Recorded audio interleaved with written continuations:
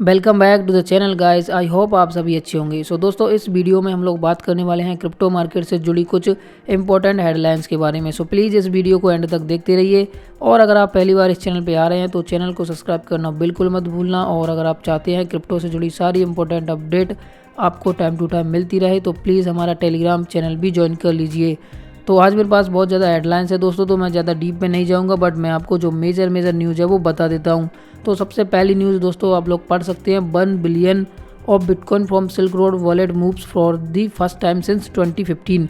तो 2015 से ये पहली बार है जब कोई इतना बड़ा अमाउंट जो कि सिल्क रोड से रिलेट करता है वो BTC मूव हुआ है किसी एक वॉलेट से दूसरे वॉलेट एड्रेस पर। लगभग 69,370 बिटकॉइन एक एड्रेस जो कि एसोसिएट था सिल्क रोड डार्कनेट मार्केट से, वहाँ से मूव हुआ है किसी दूसरे एड्रेस पर। नेक्स्ट हेडलाइन है दोस्तों साउथ कोरिया की तरफ से, जैसा कि आप लोग पढ़ सकते हैं, South Korean financial watchdog will ban privacy coins from exchanges. तो यहाँ पे according to a November 3 announcement from South Korean financial services commission, उन्होंने कोई गाइडलाइंस या रूल निकाला है जिसके अकॉर्डिंग जो एक्सचेंज वहाँ पे चल रहे हैं उनके ऊपर जो प्राइवेसी कॉइन्स हैं उनको वो बैन करेगा, या फिर जो लिस्टेड हैं वहाँ पे तो उनको डीलिस्ट करना पड़ेगा एक्सचेंज को। एंड स्ट्रिक्ट जो KYC and anti money laundering policies है उनको इम्प्लीमेंट करना पड़ेगा। जैसा कि आप लोग पढ़ भी सकते हैं, the financial watchdogs amendments to the special payment act has expected to be in force starting in March 2021। May be जो रूल ये लोग ला रहे हैं वो 2021 के मार्च से स्टार्ट हो सकता है। अब दोस्तों बात करते हैं नेक्स्ट न्यूज़ की, जो कि है हांगकांग की तरफ से। जैसा कि पढ़ सकते हैं, Hong Kong wants crypto currency trading platforms to be regulated.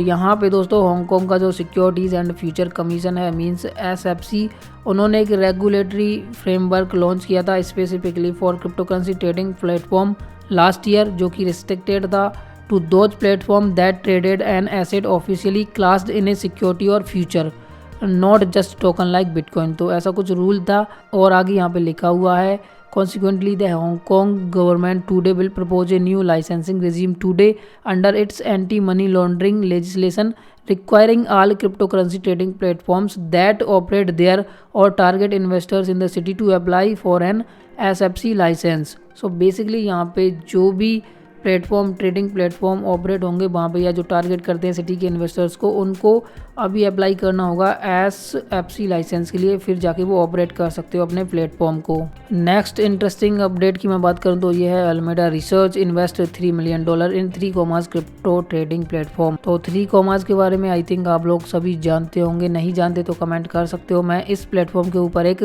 Separate video बना सकता हूँ दोस्तों, अगर आप रिक्वेस्ट करेंगे तो।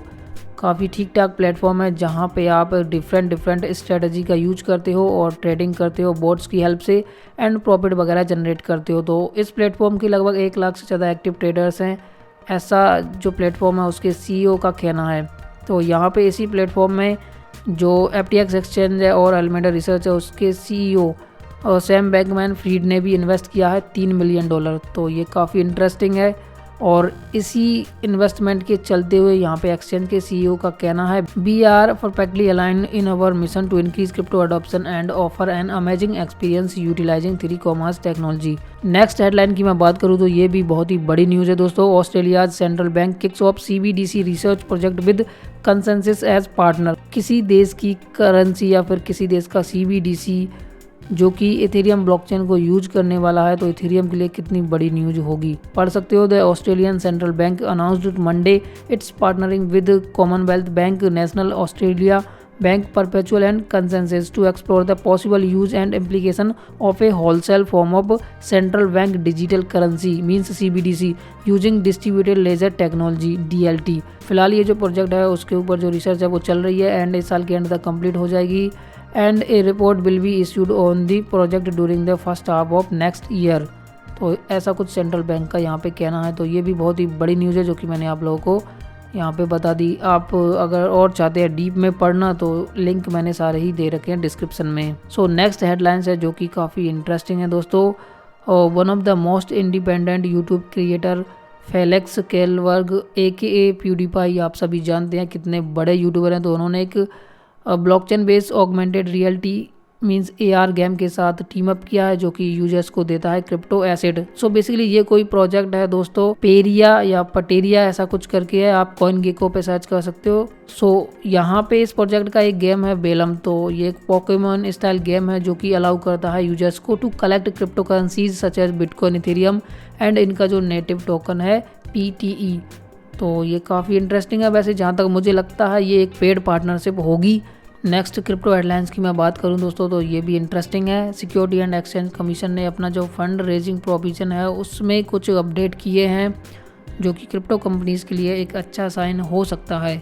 सो बेसिकली यहाँ पे आप लोग पढ़ सकते हैं, the United states security and exchange commission on November 2 voted to change the rules of fund raising provision by increasing the limits. तो यहाँ पे जो फंड रेजिंग की लिमिट है वो सैग ने बढ़ा दी है। सो यहाँ पे नए रूल के अकॉर्डिंग दोस्तों आप लोग पढ़ सकते हैं, companies can raise $5 million in total under regulation crowd funding provisions and $75 million under regulation A and $10 million under rule 504 of regulation D।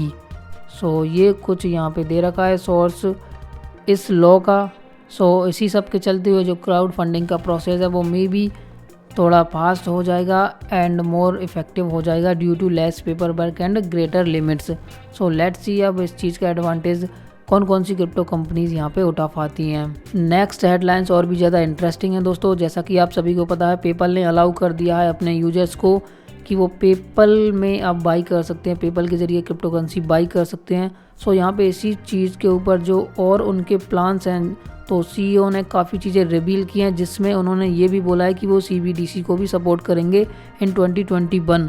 तो ये एक बहुत ही बड़ी न्यूज़ है दोस्तों, और इसका इम्पैक्ट बिटकॉइन पर कैसे पड़ा है वो आप सभी जानते हैं, क्योंकि पेपल सच में बहुत बड़ा जो है एक जाइंट है। तो बेसिकली यहाँ पे आप लोग पढ़ सकते हैं कि जो CEO हैं उनका क्या कहना है, उनके जो प्लान्स हैं, फ्यूचर प्लान्स इस चीज़ को लेकर कि वो क्रिप्टो सेक्टर को नेक्स्ट ईयर या फिर आने वाले टाइम में कितना आगे लेके जाते हैं।